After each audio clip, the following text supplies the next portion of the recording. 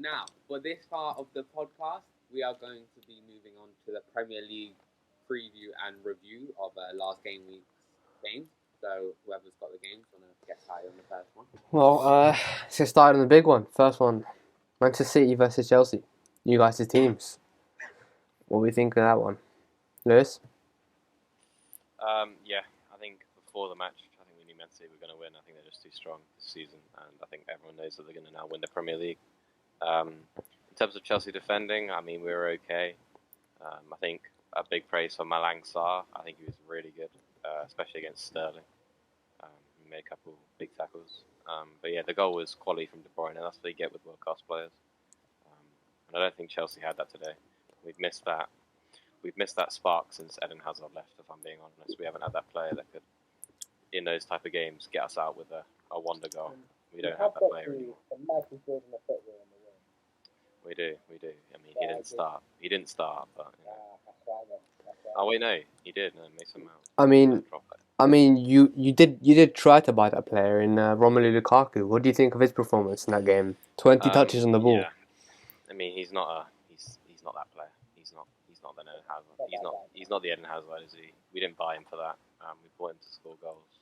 We thought we already had that creativity that we lost with Hazard, with Pulisic and Werner, but clearly we don't. I still think we need that player. We are linked to Ousmane Dembele, but that's a topic for another podcast. Just one quick question for you again. On Romelu Lukaku again, do you think it's the service he's not getting, or do you think, obviously Tuchel said after the game that good strikers create their own service. So what do you think of that one? Do you think it's him, or do you think it's the team around him? I completely disagree with the service thing. I mean, I think it's impossible or really difficult to get any service against Man City. They're so tight. I mean, if you have a striker like Lukaku who likes to run in behind, it's never going to happen. I mean, he had a couple chances, but yeah, I mean, he can't complain about service against the best defence in the world. Yeah. Well, Felipe, your team won. What do you think of that performance? I think, all in all, it was a good performance, mostly dominant, especially in the first half. I think Chelsea did have opportunities to break. Like, there was that ZX one. There was a poor pass, let's be real, to set Lukaku off. There was one as well, Lukaku carrying the ball. He shrugged off Laporte quite easily. So there were those chances, but all in all, I think we were dominant. And like I said, I wouldn't say knew 100% that City was going to win, but it was likely that they were going to win. So yeah, I'm happy with it. I mean, talking about Lukaku shrugging off Laporte, I think when I saw that Diaz wasn't starting, I thought that Lukaku could have a chance against Laporte and John Stones, who aren't as physically present as Diaz. And I think I said it in the group chat that Chelsea could have a chance here, but after the game got started, they didn't have a chance. I was a bit surprised to see Diaz not start. I don't know, it may have been like a fitness problem or an injury or whatever. I was a bit surprised when I saw he was starting. But, yeah. Oliver, as a neutral, what was your thinking of that game? The City-Chelsea one. Yeah. I mean, from an outsider, it didn't really look like Chelsea were ever going to get anything from that. It just, like, before the game, during the game, and after the game, it was only ever going to be one team. So I think Chelsea came into it not on great form, and they didn't really do a lot in the game as well. I just never really, in my opinion, played too strong. Okay. Well, moving on to the next game this weekend. Another big game, a repeat of the FA Cup game. Aston Villa versus Manchester United. We'll go to you first, Ollie. Aston Villa versus Manchester United. Obviously, the main talking point of Felipe Coutinho. He's a fantastic player. I think it's really nice to have him come back to the Premier League. Even if he is 5 years older, he's actually got a decent trim this time. It's not the same Coutinho that left, but one that hopefully will play the same way that he did when he was at Liverpool. It seems like United are bottled. I think they're washed.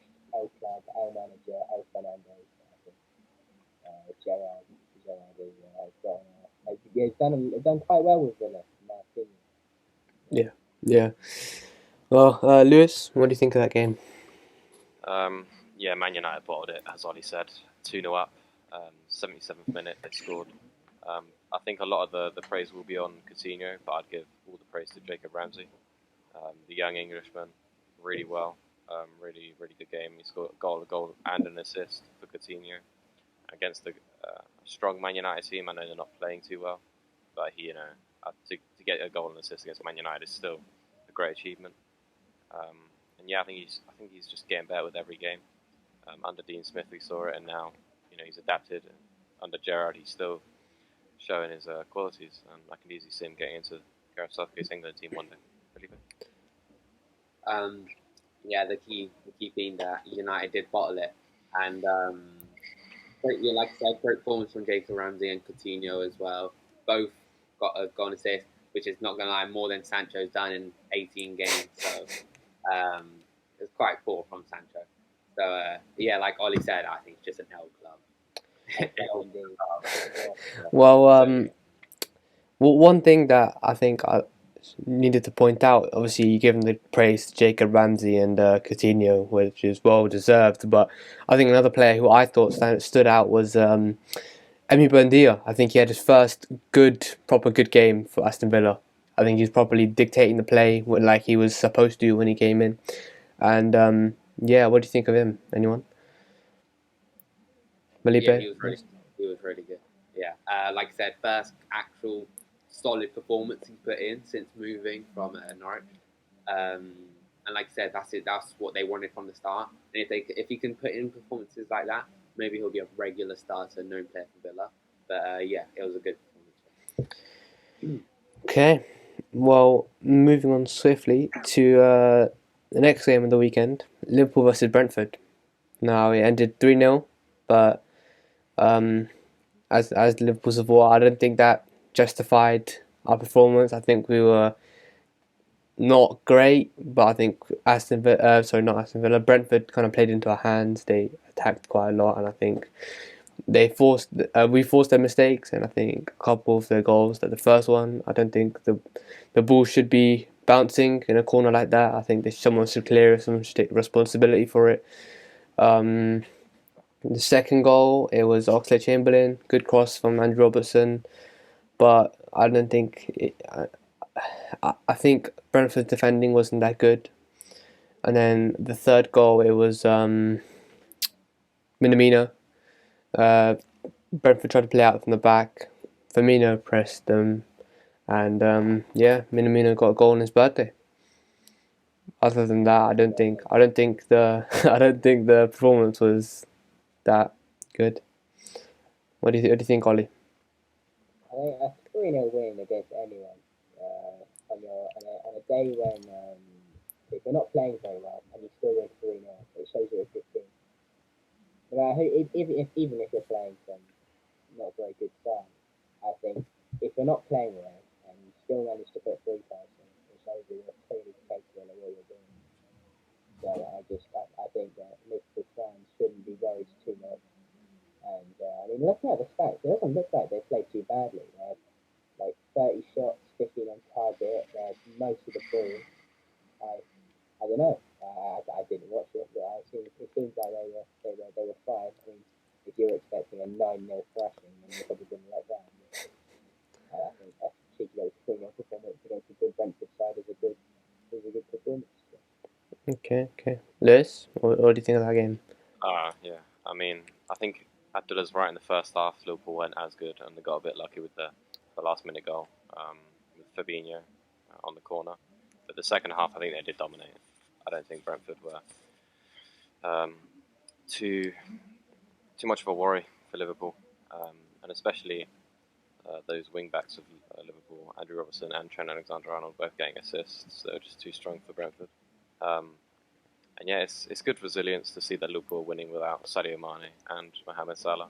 There was always the question that they wouldn't be able to perform, that these players are carrying them to where they are now. But yeah, I think that's all been wiped away with this one, and let's see if they can continue it at Crystal Palace. Okay, Felipe. Yeah, carry on from Lewis's point with the expectation about Mane and Salah. Last episode, I said that I think this game was going to be a draw, and looking back at it now, I was pretty wrong because that was the question: if they can score like 3 goals in a game without Mane and Salah, and clear they can. Like Ollie said, they were pretty dominant with 15 shots on target and 30 shots in total. So yeah, so clearly they can be proven as a good team without even their 2 stars.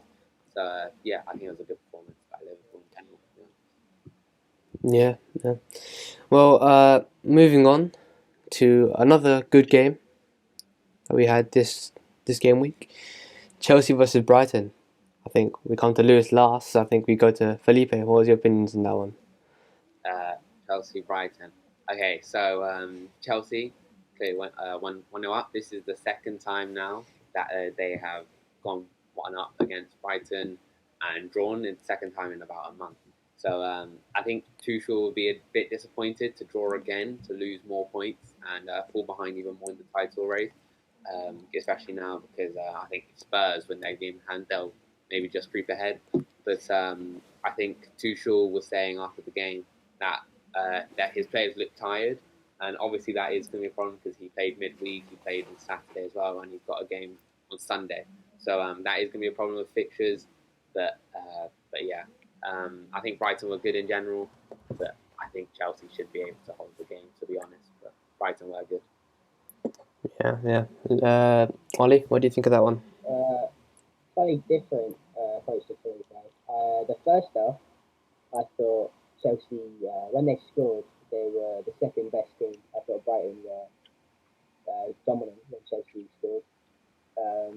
Pretty much when Chelsea scored, they then took control. They were a lot better, and they only drew thanks to some very, very poor defending from the corner from Adam Pejder, who headed in. It was a good header, but he really, the Chelsea defenders just stood like statues and couldn't mark it. But I thought the first half, they were very, very poor. But I think they recovered in the second half, and I think the point was fair in my opinion. Yeah, yeah. Well, moving on to Lewis. Lewis, your team. What do you think of it? I don't know. I don't know if I agree with Felipe and Ollie. I actually think Brighton probably deserved to win that one. I honestly think they were awful. I think the Hakim Ziyech goal was lucky. Keeper should have saved it. It's near post, outside the box. He should save it. Webster, yes, scored a lucky goal from a corner. You could say it's lucky because of the defending and the chance that was presented to him, but they could have scored another 10 goals that came of that. I mean, Lamptey and Cucurella, I mean, they're up there for 2 of the best fullbacks in the league. They're so good. They're so rapid. I mean, they're like 2 extra men in the midfield and attack and defence. I mean, it's so hard to get past They them. win that boost on them. Yeah, they certainly do. And yeah, I think the points fair. I think Thomas Tuchel will be annoyed, obviously, but as Felipe touched on the tiredness, he actually gave the players 2 days rest after the match, so no training for 2 days, just to prepare for that Tottenham game because their minds are just so, just the fixtures have just been so bunged up for the Chelsea team recently. And I think he doesn't want to risk injuries, especially against a massive game against Spurs at Stamford Bridge on Sunday. Well, just touching back on that, you noticed that Thomas Tuchel changed the formation from his trusted 3-back. He went with more of a 4-2-4 formation with 2 strikers. What do you think of that one? I don't think it was 2 strikers. I think Lukaku was a single striker with Hudson-Odoi and Mount. Ziyech and Mount with Ziyech playing a bit behind. I don't think it was 2. I think it was a centre forward and a striker. Yeah. Lukaku was definitely that focal point, but we just couldn't find him. I mean, without Shaw and Reece James, we have no one really quality enough to cross the ball in.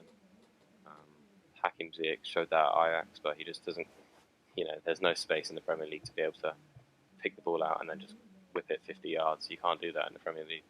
So, yeah, I don't know. We'll have to hope that Reece James has a speedy recovery or Lukaku's going to be dried out for a long time. They're very good. Those fullbacks, they're not particularly inspiring going forward.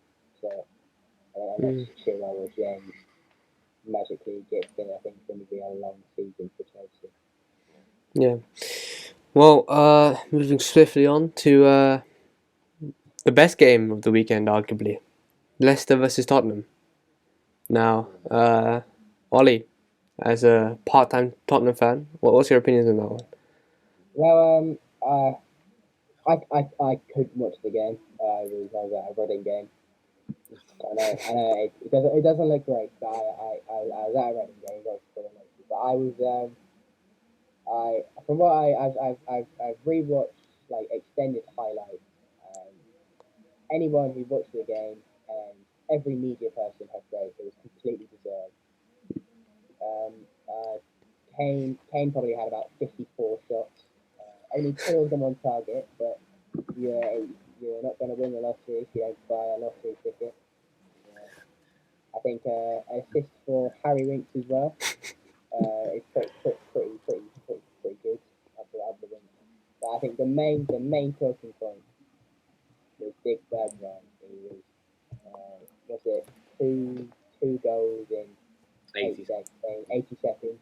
I think I think that's brilliant. But the best part of that wasn't the fact that he scored two. It was the fact that when he scored the equaliser, he didn't run off going crazy and celebrating.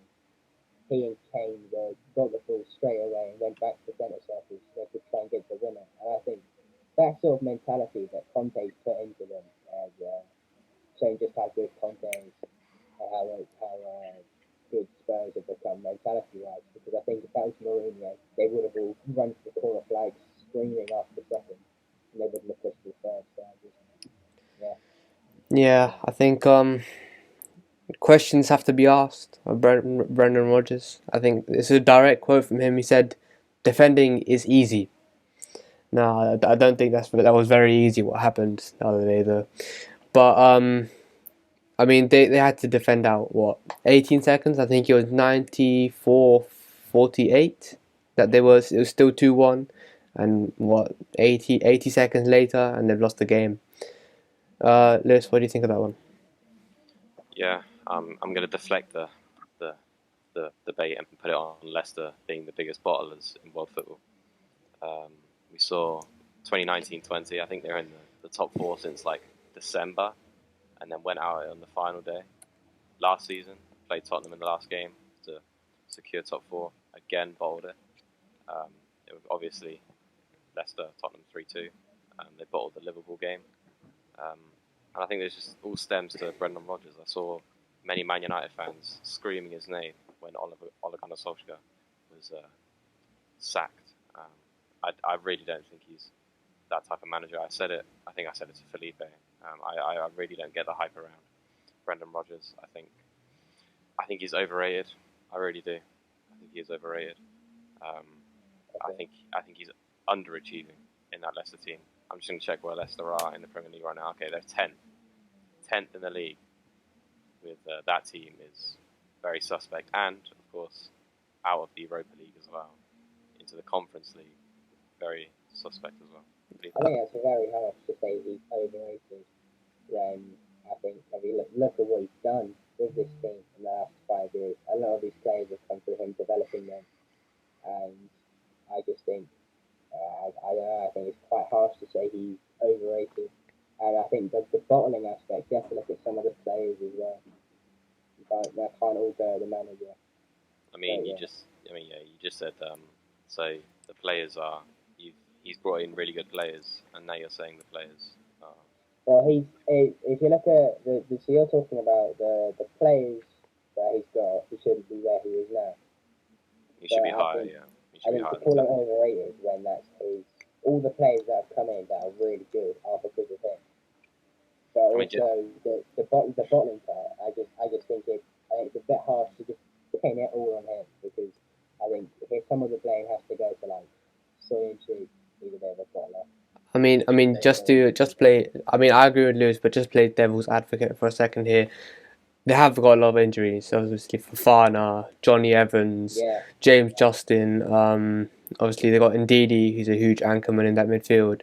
Obviously, lost Jamie Vardy. Do you think, Felipe? What do you think that plays a toll in Leicester's performance?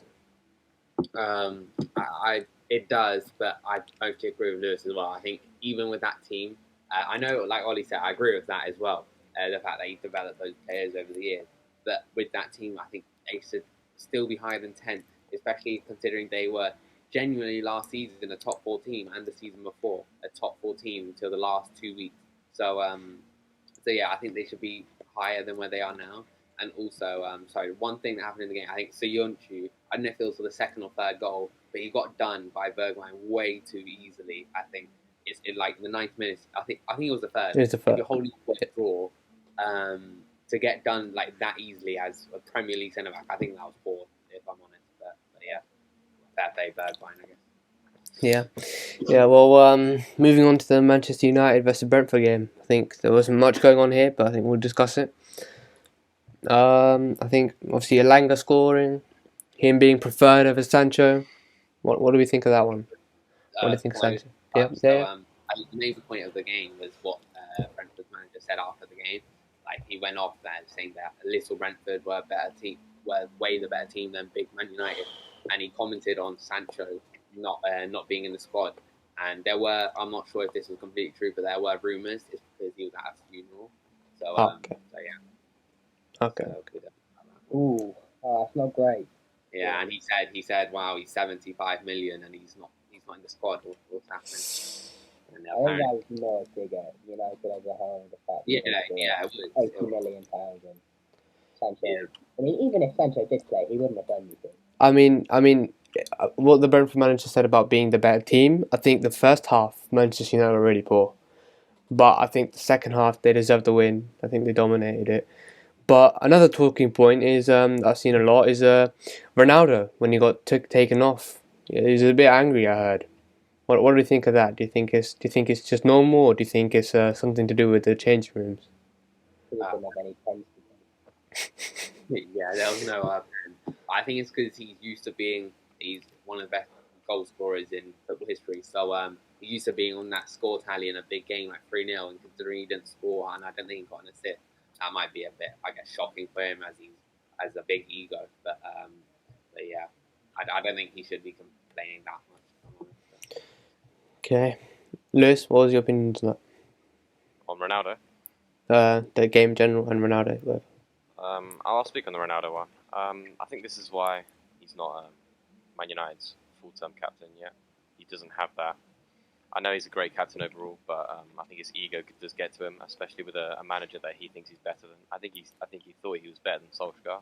I think he thought he was bigger than Solskjaer. I think he thought he was bigger than Ranieri. When no player is bigger than the manager's decision is the final decision. And I think to cry off like that in front of your team when they're winning, I think that's just. I mean, for an experienced player like that at his age, I think that's just petty for me. I'd expect it from Elanga, who scored, and not Ronaldo. Yeah.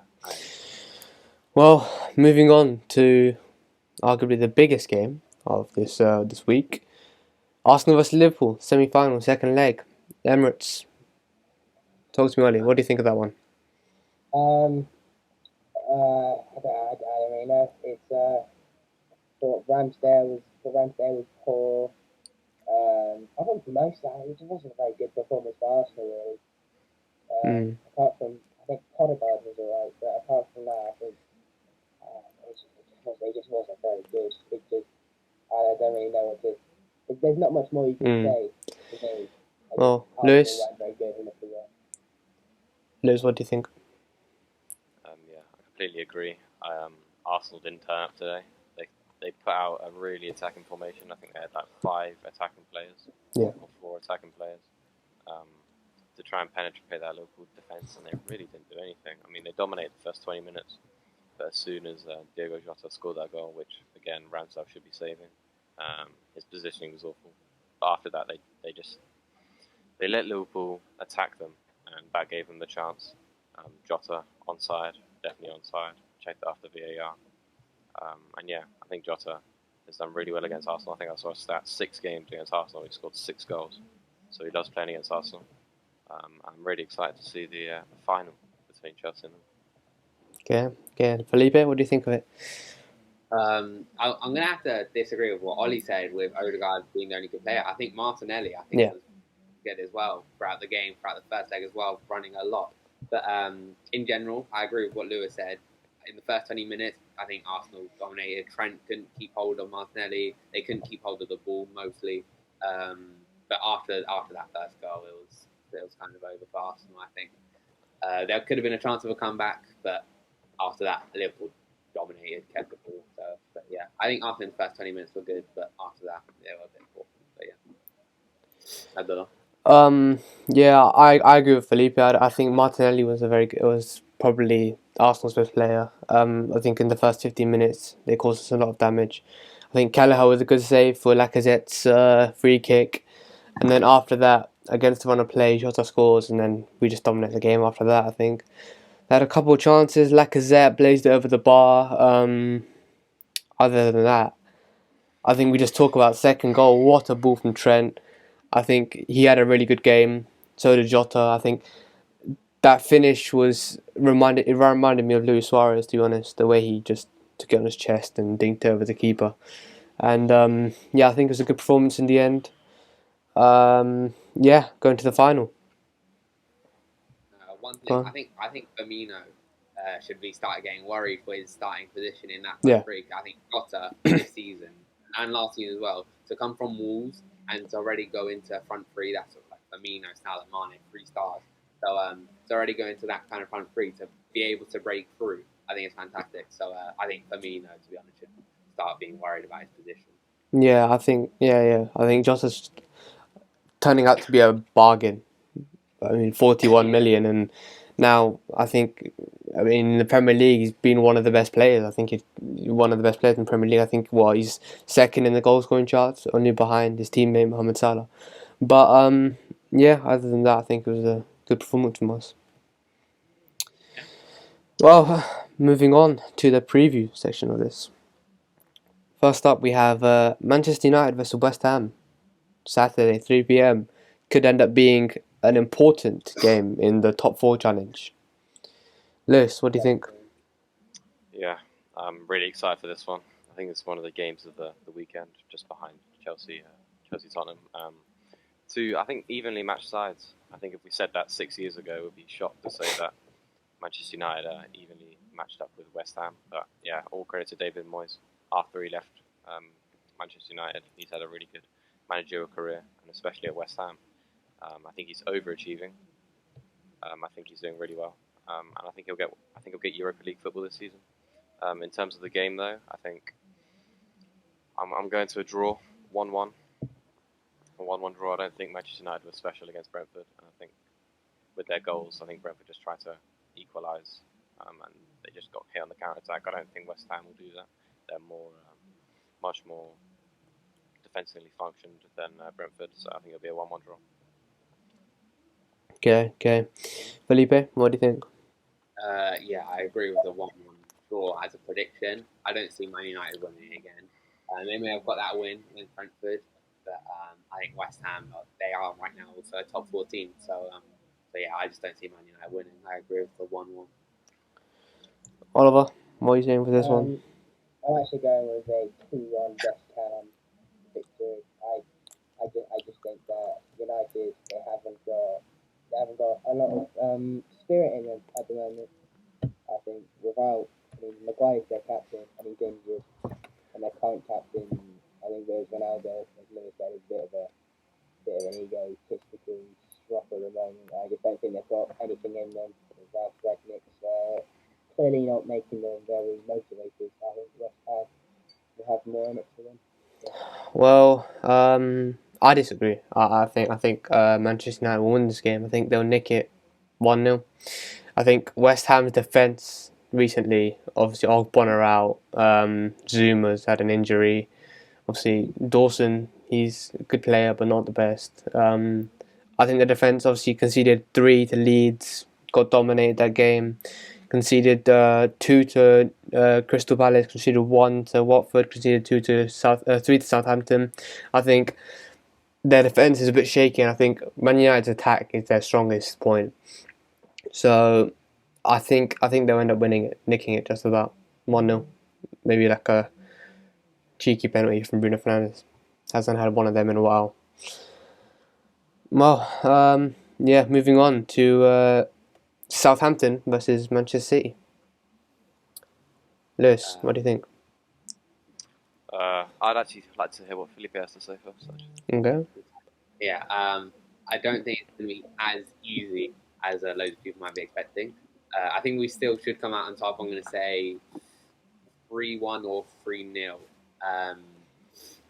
I think Southampton last time held us to a draw at the Etihad, and they're only one of 4 teams to make City drop points. So I don't think it'll be as easy as people think, but I think it should still be a win. Hopefully. Yeah, I mean, they've got a player on loan from Chelsea, Manda Broya. Do you think he could cause some damage, Lewis? I'd like to hope so. We saw the other Chelsea loanee do really well at City when they played in Crystal Palace. Conor Gallagher scored that goal to make it 2-0. I'm hoping Broja can sort of do that for Southampton. I'd like to see Broja in Chelsea's team next season, at least give it a chance, because anything but Lukaku would be lovely. A bit of fresh air from that guy would be lovely right now. But yeah, I also think Man City will win. I think it'll be 3-0. I think it must be nice as a City fan to know that you'll at least score 3 goals every game. Yeah, I think City will win 3-0. Oliver? They've lost in 14 games, and they've won the last 14 games, or something stupid like that. And I just, there's no possibility that Man City don't win. But I'm gonna say 4-1